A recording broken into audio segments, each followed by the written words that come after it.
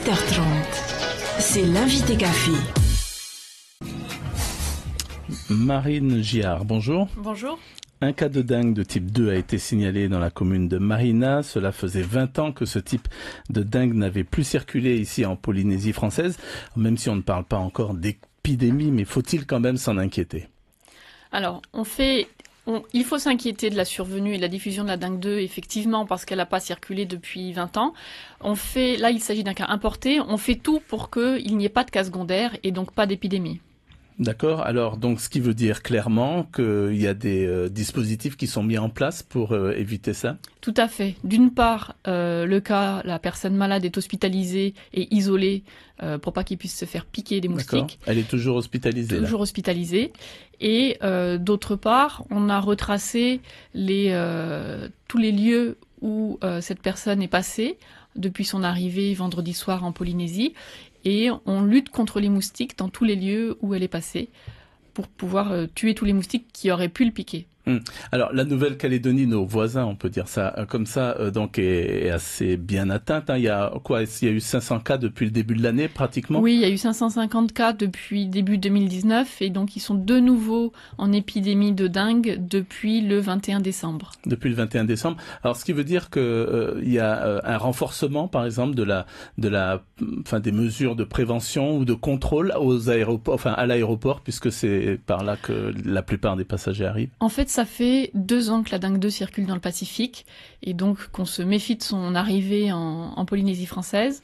Et ça fait 2 ans qu'on fait une surveillance active de tout ce qu'on peut, c'est-à-dire des événements sportifs internationaux par exemple. Et au niveau des voyageurs, on collabore très bien, là en l'occurrence avec Air Calin, pour qu'il y ait des diffusions d'insecticides dans les avions et qu'il y ait une information qui soit donnée aux passagers par des flyers dans l'avion pour les passagers en provenance de Nouméa. Et enfin, à l'aéroport de Tahiti, il y a également une information au niveau des tapis roulants. D'accord, il n'y a pas de caméra qui permet de... Il n'y a pas de caméra thermique actuellement.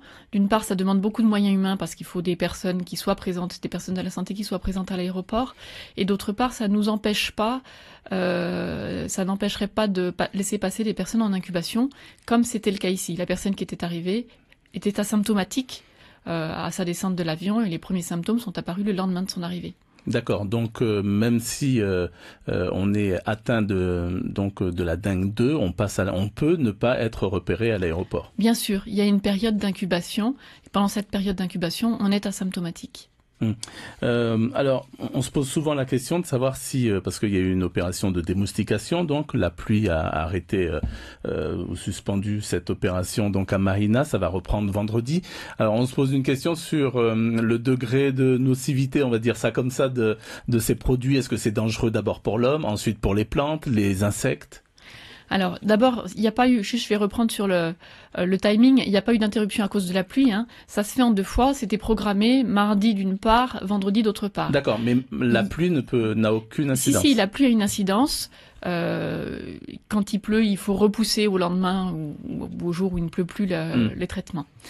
Le traitement par pulvérisation se fait dans une zone qui est délimitée, dans un périmètre qui est délimité autour du lieu là où la personne a été hébergée.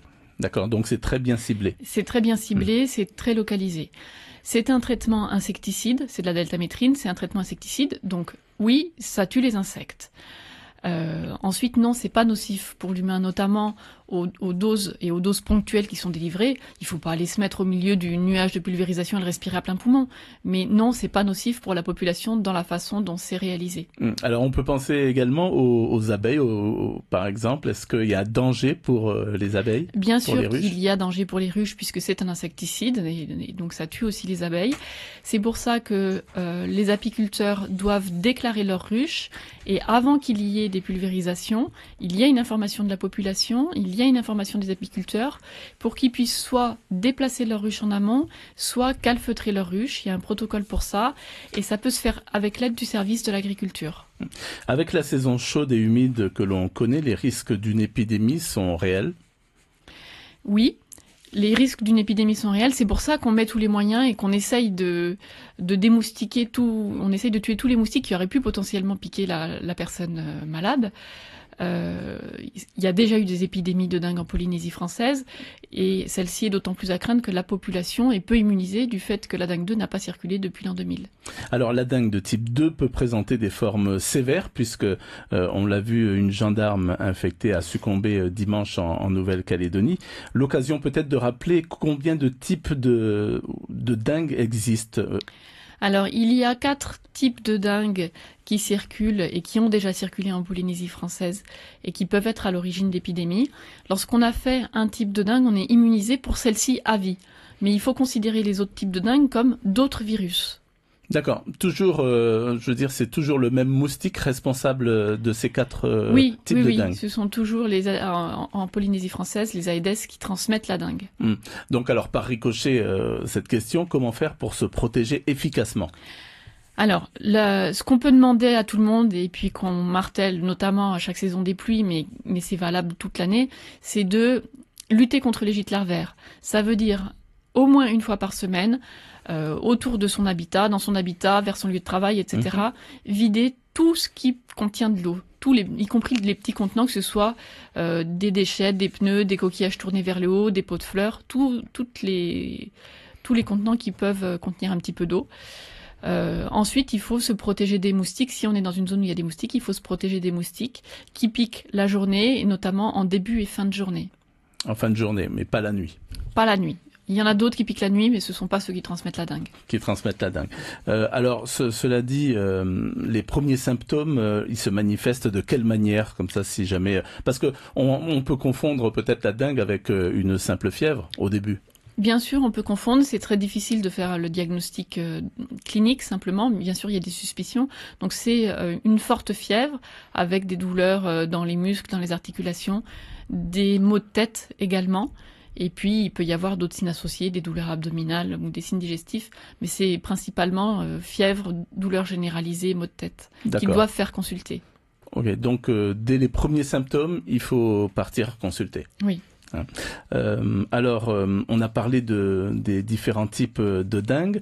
La dengue 2, donc c'est celle qui risque en tous les cas de déclencher une épidémie ici, ou alors ça peut être n'importe quel type de dengue. Actuellement, depuis 2013, en Polynésie, circule la dengue de type 1. On n'est plus en période d'épidémie, il y a des cas toutes les semaines, on dit qu'on est en période d'endémie. C'est-à-dire que le nombre de cas stagne à un niveau relativement faible, mais il y en a de façon permanente. Les autres types de dengue, qui n'ont pas circulé depuis plusieurs années, c'est-à-dire les dengues 2, 3 et 4, pourraient, si elles étaient introduites en Polynésie, être à l'origine d'une épidémie. Celle pour laquelle la population est la moins immunisée, parce qu'elle n'a pas circulé depuis le plus longtemps, c'est la dengue de type 2. De type 2. Il n'y en a pas une qui est plus dangereuse qu'une autre? Il n'y en a pas une qui est plus dangereuse qu'une autre. C'est plutôt quand on fait une dengue alors qu'on a déjà fait une dengue d'un autre type antérieurement qu'on peut présenter des symptômes plus sévères. On peut espérer que la personne qui se trouve toujours hospitalisée ressorte quand? Alors, la personne ne ressortira pas tant qu'elle présente du virus dans le sang, tant qu'elle est virémique. Ça peut durer longtemps? Ça peut durer maximum jusqu'à 10 jours. 10 jours, d'accord. Ensuite, alors, elle est immunisée contre la dengue de type 2? Après sa maladie, elle sera immunisée contre la dengue de type 2, à vie, oui. D'accord. Il y avait une situation critique à Raiatea, où c'est qu'on en est? Donc à Raiatea, en juin 2018, il y avait eu 2 cas, non pas importés comme là, mais 2 cas autochtones. Donc c'était d'autant plus inquiétant que ça voulait dire qu'elles avaient été infectées par un moustique présent en Polynésie, qui était déjà infecté par la dengue de type 2.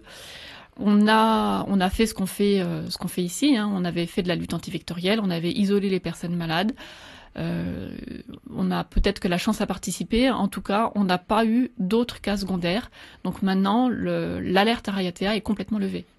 À votre niveau, vous avez dû mettre en place un dispositif spécial, particulier, depuis donc que l'on connaît ce cas de dengue à Mahina. Alors, oui, bien sûr. On a eu une réunion hier pour statuer sur les décisions à prendre, autant vis-à-vis du patient, savoir de quelle façon et combien de temps on l'isolait, que vis-à-vis des mesures de lutte antivectorielle, et pour retracer tous les lieux où la personne est passée, et savoir où il fallait agir, avec quelle priorité, quels moyens. bien sûr. Et puis il y a une surveillance accrue, des messages d'information qui sont transmis à la population et aux médecins. Et j'imagine que vous travaillez aussi quelque part avec vos collègues de Nouvelle-Calédonie. Oui, alors c'est plutôt de l'information parce que à ce stade-là, ils peuvent plus grand-chose pour nous. Mais on travaille surtout avec la compagnie aérienne Air Calin pour diffuser de l'information aux passagers dans l'avion et puis démoustiquer l'avion.